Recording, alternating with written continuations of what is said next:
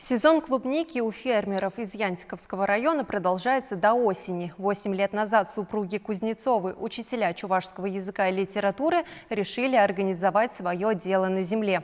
Начинали с 7 соток. Сейчас у них в аренде 3 гектара площадей и множество сортов красной ягоды. Урожайность отменная.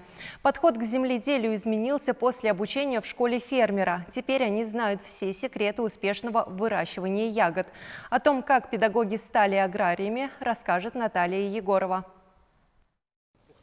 Круглый год мастер вышивки, летом мастер ягод, шутит Александр Кузнецов. Его супруга Надежда, известная вышивальщица, участвовала и в создании вышитой карты России. Они оба еще и учителя чувашского языка и литературы. Надежда Михайловна преподает в 60-й школе в Чебоксарах. Александр Валерьянович решил полностью посвятить себя новому делу. В агробизнес Кузнецову пришли 8 лет назад. Взяли участок в Янтиковском районе. Здесь располагался родительский дом.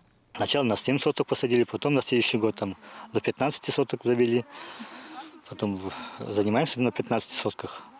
Вроде нормально, так как бы, но думаем, все-таки уже, если начали делать, то уж ограничиваться таким участком маленьким, думаем. Посадили клубнику сорта фестивальная, советской селекции. Был выведен еще в 50-е годы прошлого века. Дело пошло. Ягодный бизнес настолько зашел и самим начинающим сельхозпроизводителям, и любителям витаминов с грядки, что плантации сейчас уже простираются на 3 гектарах. Увеличить клубничные поляны Кузнецовы решили после обучения в школе фермера. Решили пойти, набраться знаний. Все-таки земля, качество земли надо знать, как удобрять, чтобы не навредить. Желательно, чтобы органикой заниматься, без всякой химии. После обучения подход к выращиванию клубники изменился. Теперь он научно обоснованный. Все знания пригодились. Ягода ведь сама по себе такой крупной не вырастет. Секреты надо знать. И ухода она требует постоянного. С момента, как сошел снег весной и до первых осенних снежинок, работа на поле не прекращается. Главное – желание работать.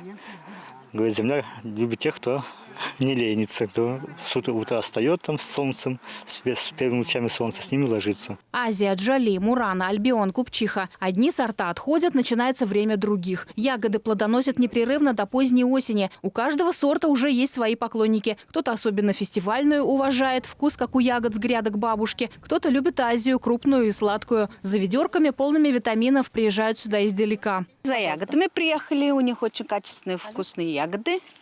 Сами дома не можем возиться.